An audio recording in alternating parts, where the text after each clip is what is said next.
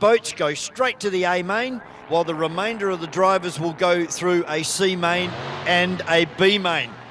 So as I alluded to earlier, finishing hot laps and all of the heats is paramount to getting good points for the overall series, and consistency will be rewarded over the entire 4 rounds. So another few boats heading out on the water. The big, scary-looking, angry, dark beast out the back is Rival, Johnny Badman Backer. This is a big boat, big, heavy machine with a huge amount of horsepower. Doesn't mind these rough lake conditions, so can struggle a little bit on the shorter, tighter courses. So these big open corners are going to definitely help Johnny Backer in monstering this big horsepower machine of Rival around this Yarrawonga circuit, mate. 2,000 horsepower, 565 cubic inch. It runs a PSI D-Series supercharger. And as Andrew just said, it's a 21-foot Rival hull that was made by Johnny Backer himself. He still adds the moulds.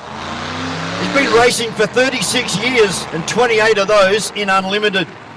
He's the Glen Maggie Cup winner 3 times in 1997, 2022 and 2023, and was the Victorian speed record holder for Unlimited boats.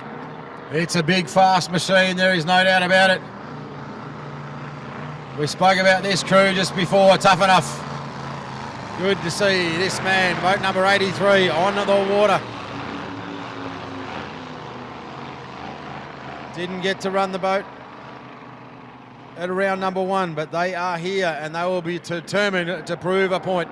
And from memory, Andrew, that is the biggest engine here. It's 582 cubes. I'm glad I'm not paying the methanol bill for that one. Well, speaking of methanol, we can use a lot more methanol compared to unleaded fuel. These boats, over a 4-lap journey, will be burning over 100 litres of methanol in 4 laps. Yeah. Fuel equals energy. The more fuel you can throw in it and burn, the more horsepower you get out, getting that horsepower into the water. That is the art. Dennis Pasala, always pumping. That, I would call it lime green. It's not really that sort of yellowy green machine with the wing out the back. Great to see Dennis here. Huge supporter of the sport, as are all the Pasala family. Racing out of the Melton's Runabout Speedboat Club down there in Melbourne in Victoria.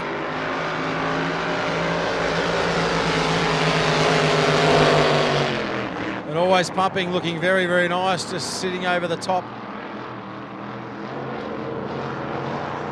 of the wash.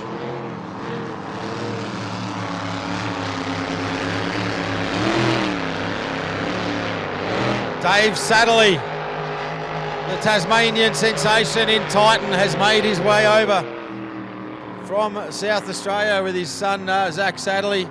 He's got a boat stopped on course up there actually. That's Tough Enough. That'll bring a caution flag out. Yeah, caution flag being waved by our crew over in the centre of the circuit. And that's an unfortunate way for Dave Clark to start his weekend.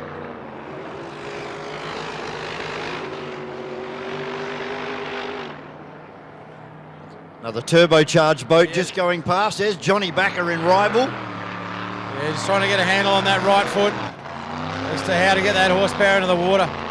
As I mentioned, Dave Satterley from the Adelaide Speedboat Club. Been racing for over 35 years. It's an Evercraft, a 1906 Evercraft, the blue and white machine out there. 510 cubic inch CC engine. Great bloke. I've been around him a lot with racing with his son in the juniors. Hell of a nice guy. Actually followed him here. We both left Adelaide separately, but we sort of crossed each other's path about 6 times over 10 hours of driving yesterday on his way to Lake Mulwala. Probably not the fastest boat, but you don't have to be the fastest boat. It is all about finishing your heats, as we see Dennis Pasala down there into turn number 1. And it looks like Titan coming back in. Rival looks like it may be heading back to the pit area as well. So Dave Clark up and running again now, which is good news. Just waiting for Dave Clark to actually put his slipper into this. I don't think so. He's going to call it quits as well. So maybe a bit of foxing going on at the moment, Andrew. Never got to get in the head of your competitors. Never put it past them. I'd be a bit surprised, but obviously being able to fire that boat back up and putting a half lap in. So, and literally, I said the engine management system, he might be seeing some data that he doesn't like the look of. So just shutting it down, restarting the system, putting another lap on it and going, yeah, okay, not happy with that. But so Dennis Pasala sounding and looking strong. Often get asked about the different sound that these turbo boats make, and it's simply because the exhaust leaves the exhaust manifold and passes through the turbo to give the turbo speed.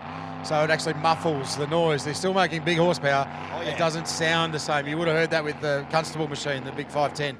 Well, Dennis Pasala is running 1,600 horsepower out of a Garrett twin-turbo 427 Chev. Yeah. So, yeah, you don't have that real V8 noise. That crackle of straight-out pipes that you see in the blown boats. This looks like Damon Thurer oh, it sure in does. Chevy Chase. One of the more exciting boats on the National Drivers' Championship. This thing has been absolutely frightening to watch on the TV coverage on 7, mate. You've got to keep your eye on this boat. It develops bad manners very quickly.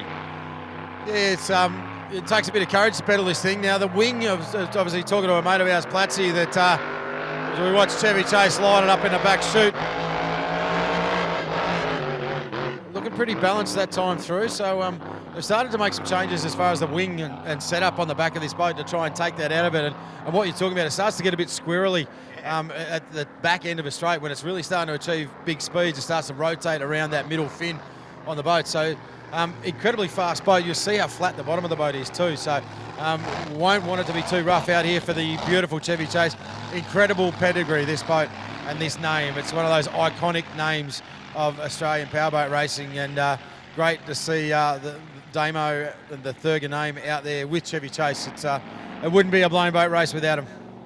I was having a chat to Damon yesterday in the pit area there, and he explained that the boat gets untidy and full of bad manners. When he gets right up onto the high rev range and he's got no more, the boat starts to nose over, the prop comes out of the water, and it tries to drive itself to the bottom of Lake Mawala. Now he's giving it a good run down into turn number 2. But it's also renowned for the chine walking as well, where it goes from one side of the boat to the other. And there it goes already. You can hear him get right out of it as soon as the boat moved over to the port side, because you know what's going to happen. It's like a tank slapper in car racing. If it goes to the left, it's going to come back to the right.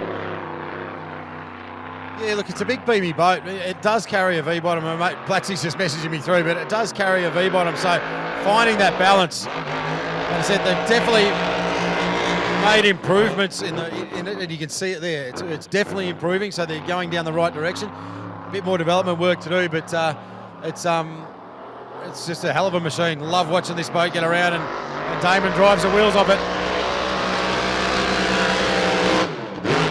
Right out of the water there, and they kind of handle a little bit like a sprint car on a dirt track, is that you can really throw it into the corners and pretty much drive it with oversteer. And then once it hooks up, you got 1,800 horsepower out of a 509 cubic inch. It's running a 1471 supercharger, and it's a race-on hull. 32 years has he been racing, 8 of those in unlimited.